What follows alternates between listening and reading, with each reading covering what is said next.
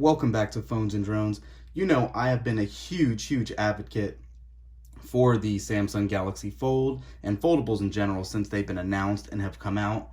I have been using this as my daily driver for a while now, and I know I've done my review, I've done my, 48 hours later, I've done a lot of talking on this device, but I did think it was only fair for me to go ahead and bring to you guys' attention two flaws I've actually just come across recently.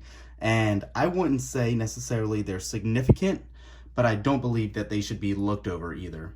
So first things first, this is actually a hardware defect, and I don't remember this having a problem with this on either of my 3 Galaxy Folds I've had now. So no issues at all, no delay really with the larger screen. I've had no screen issues at all. Everything's been definitely fluid and works great. But since it is obviously a hinge mechanism, it has loosened up somewhat. And between this front screen, the front fold portion, and the hinge itself, if you apply any sort of little pressure, it actually has give now, and you can hear it. You can't really see it great in the video, but it doesn't look like it's offset at all. However, you can definitely hear it there. It's a little concerning that down the road it might not survive at all. It still feels firm. You saw it. It opens and closes perfectly well. I've had no issues with the magnets or anything of that nature, but it is just one thing I wanted to bring to your attention nonetheless.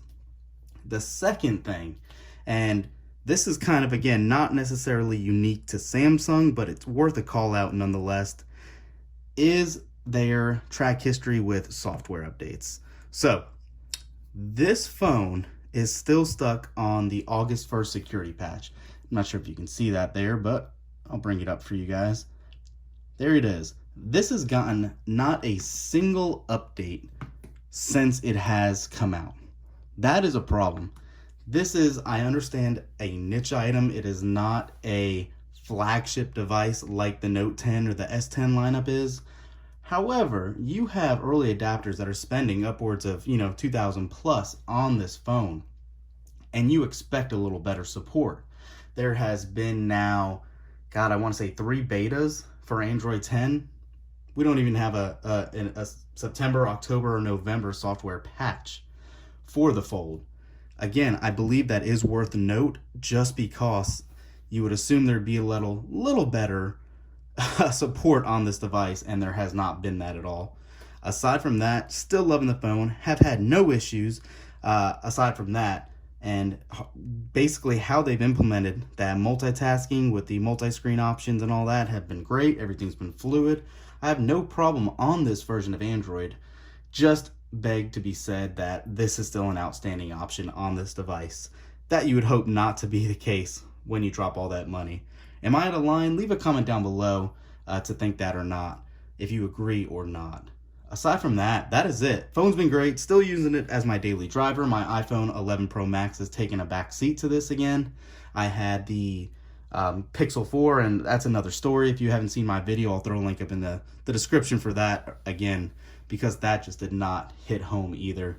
OnePlus 7T, I keep going back to this just because of this massive display.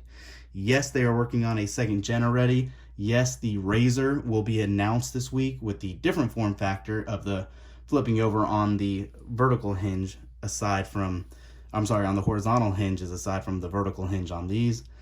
What do you think, guys? Leave a comment down below. Are you going to be picking up any of these? Thanks for watching. Keep these in mind if you're going to buy one of these devices, and we'll catch you in the next one.